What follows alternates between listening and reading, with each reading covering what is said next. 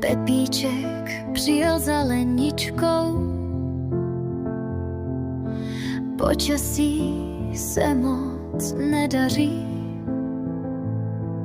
ale nevadí, má náladu hravou. Lednice plná, Lenička chutně navaří.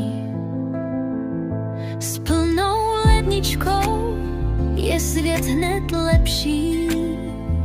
Snídá, obědvá, večeří 3krát. Řízky, koláče, jogurty, sekaná. Co nestihne dneska, zítra si dá. Pepíček mluví, má toho dost, vypráví historky, radost i zlost. Babička poslouchá, sedí jak myška, jenže ouha, už klimbavíčka. S plnou ledničkou je svět hned lepší. Snídá, obědval, káva k večeří. Babička tiše už usíná v křesle, Pepíček vykládá dál. Lenička síly na zítra šetří.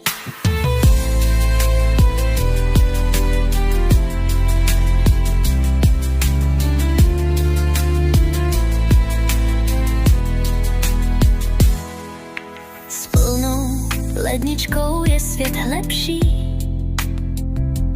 Povidla, štrůdl, káva k večeři.